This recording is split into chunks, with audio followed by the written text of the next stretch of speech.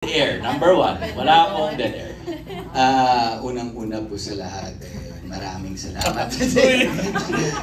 Hindi, kasi dito sa Barangay 5, yung napanood ko to, kumpleto na. Saka, for me, parang bago to sa akin, yung gag show, at the same time, game show siya. So, dito, yung pagpasok ko, ang contribution ko yung madadagdagan ng kabanteran, sina Je at sina SKKK. Ayan. So, mas mararamdaman natin dahan-dahan lumalaki yung pamilya. Kumbaga yung barangay natin. At mas maraming makaka-relate ngayon sa bawat pasok ng mga characters natin. Ayun po. Kaya na po tayo.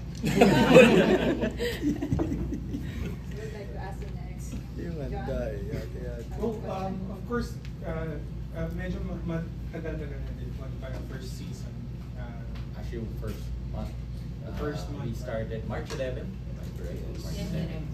Okay. So, Direk, where is this heading? Kasi of course, would they be able to like run out of ideas ng mga games in particular? And how has been like the participation of audiences as far as the show goes? Meron na bang mga contestants like coming from the public? Yeah. Yep. Yung contestants natin are coming from the viewing public. We audition contestants. We do a cattle call. I don't think mauubusan ng games kasi talagang it's the team has been very very playful sa pag-imbento ng mga bagong games. At laging may bagong inspirasyon for a new game na try out. At yung iba, di ba, lumalaki habang tumatagal, dinadagdagan ng elements. So it's I think the show has a lot of legs. As sabi nga ni Kags Jo, it's also a sitcom. So habang tumatagal rin, alam naman natin ang sitcom, di ba, nakikilala mo yung characters, nagiging at home ka, nakukomportable ka, lalo ka nag-enjoy kasi para ka na may barkada, di ba, may tropa. And kung ano yung vision for the show, yun, mga 40 years, no? 40 years. 40, yeah, mga yun. Marami. Okay. Has there been like other celebrities who have appeared in the show, or is there like a plan to do that? We have had cameo appearances from celebrities. Si Mark Logan appeared. Si MJ Marfori, who was here, kataping siguro siya. Si MJ. So may mga celebrities who do cameo appearances. Ako question, kailan sa kay Gerald, anong sabi niya na lumalaki yung barangay sa inyo? Masaya po kasi I mean in a barangay talagang there's gonna be so many members in the barangay. So ngayon, since nagsimula kami ni Kags Jet, I mean kami lang yung start, but ngayon lumalaki. And so far na naglo-loading yung Tagalog. And so far naman sa taping na andun na si Kags Jo, iba yung energy, iba din yung saya. So excited ako kasi dun pa lang nagiging mas energetic, mas saya. So dun pa lang, and then I mean sasama na rin si Sam. So excited din po ako na parang magiging buhay na rin sa mga susunod na that will be joining the family, the Barangay 5 Panalo family. Yun. Masaya kasi pag dumadami kasi, ibig sabihin, mas madaming yung collaboration of ideas kasi mas malawak. So, bukod sa yung creatives kasi natin talagang ano na yan kumbaga mga iconic na yan matagal staple na yan. Di ba artista, creatives na yan. So, pero iba yung pag nakasalang kami ni La Joros, pag nakasalang, iba rin yung maiisip namin in connection dun sa naisulat nila. So, naisip ko, pag nadagdagan pa to na nadagdagan, mas lalo pang sasaya, mas marami pang ideas na lalabas. So, nakaka-excite. Kumusta po yung working relationship niyo sa isa't isa? Actually, hindi kami nagpapansinan. Nagpaplastikan lang kami niya. Trabaho lang. Pero mas napakahusay niya. Hindi, si Jones kasi matagal na kami magkakalala nito, tsaka alam na namin. Becky Boxer days ba? Oo, alam na namin yung hilat siya ng utak ng isa't isa. Tsaka mabilis din kami makapick up kagad ng gagawin o sasabihin. So, automatic, parang hindi kami nagtatrabaho. Oo. Para lang kaming alam mo yung barkadahan na nakatambay. Ang saya ng yung weights namin, yung comedy namin lumalabas sa gag. Tapos yung iba pang weights namin lumalabas sa banter with the contestant. So sa hosting. So excited kasi narinig nyo naman kung paano si Sam magsalita, di ba? So I bet ready rin si Sam na rumatsyada pag sumalang na. So ganun, pag nakikita nyo na kaagad kung ano yung dynamics. Pero pa siya so, paano nyo i-describe si Joros as your co-host? Singer co-host. Singer co-host. As your co-host, huwag mo ipilit yung singer. Mali yung rinig mo.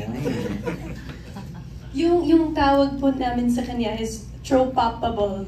So, parang makulit po siya, at the same time lovable din po siya. So parang yung character niya is just very nakakatawa na lovable din. So yun, I'm sure maraming matutuwa.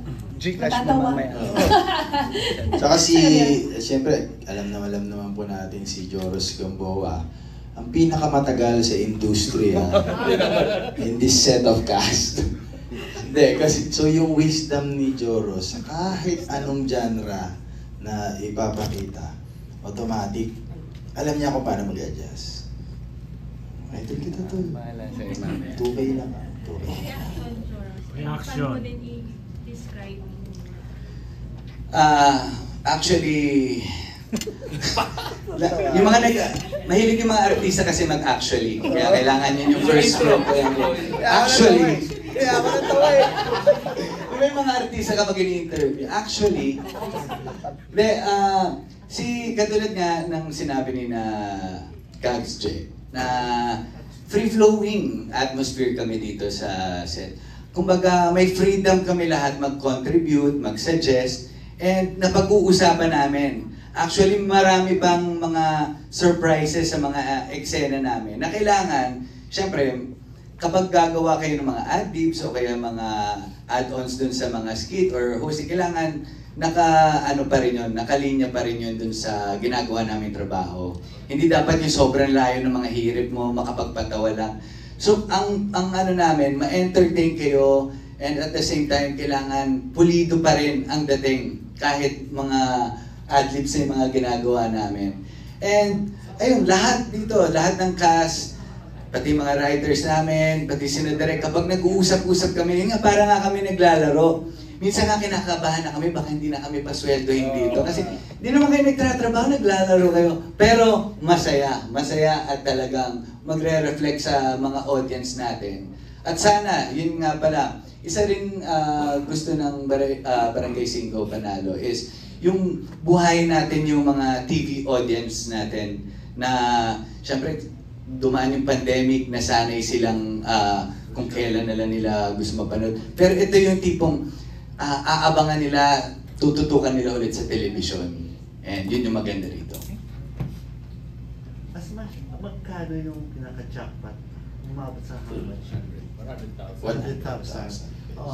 Kumusta yung challenge dito sa inyo since bagong concept siya, original siya, compared sa makakalaban ninyo na franchise, pre-sold na yung idea, at sanay na yung mga tao sa ganung klaseng concept na game show?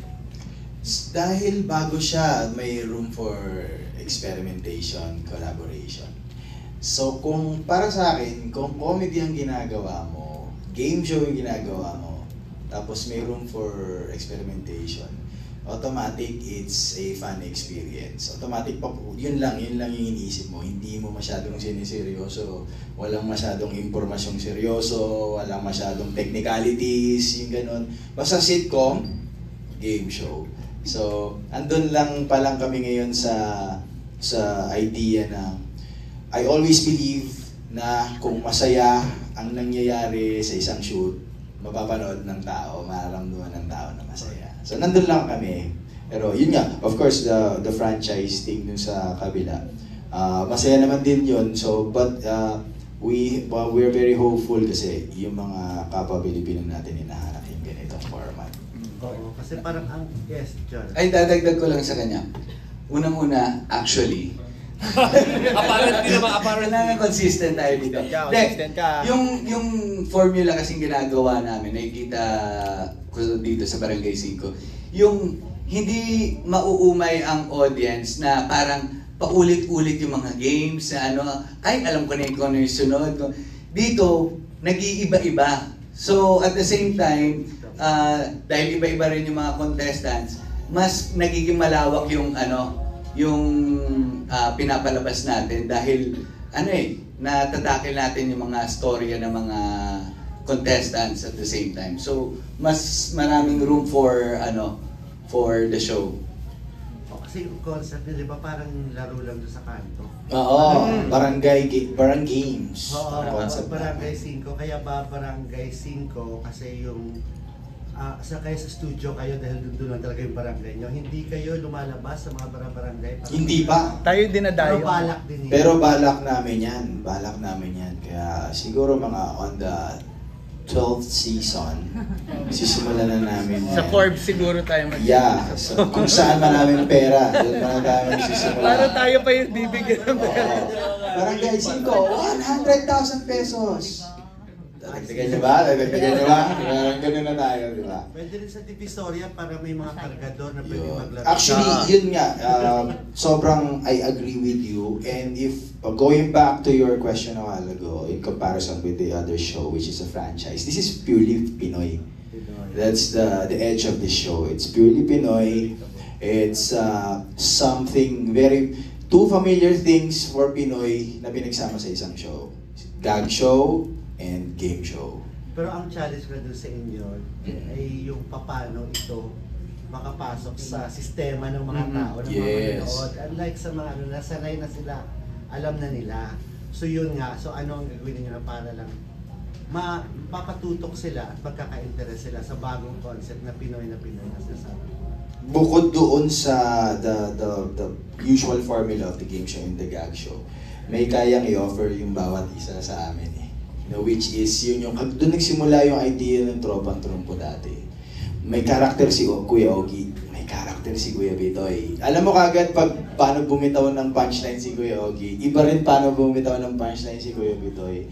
So I think yung may nirurut ka na karakter, automatic kung sino ba yung bibitaw ng punchline, yun yung binabalik namin actually dito sa, tapos biglang mag-game show. So, actually, thank you for reminding us. Hindi, tama yung sinabi ni Jay. Yung tipong mag-grow yung audience sa amin dito. So, kumbaga, makakakuha tayo ng mga bagong audience din. Yung mga kabataan ngayon na nasanay na sa gadgets, mapapabalik natin sila sa television, sa panonood nito. Na, kumbaga, actually, hindi, yung nabanggit nga ni Je na meron na sila mga susundan na characters. So mag-grow tayo sa audience. And syempre, with the help of you guys na mas spread itong good news na ito, mas mapapabilis ang lahat. May idadagdag lang din po ako. Actually, kaya po siguro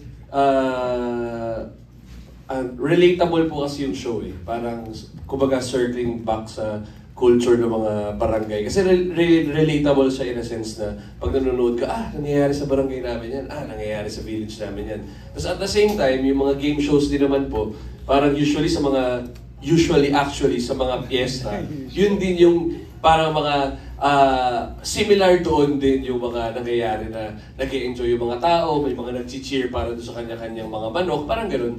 So, for me, it's really relatable and relatable itself. Parang yun yung magpapagrow dun sa show. Dati ka bang child actor? Hindi naman. Ay, hindi po. Hanggang ngayon po, child actor siya. Child na po ba yung 7? Pero paano ka nakapasok? Saan ka nag-start?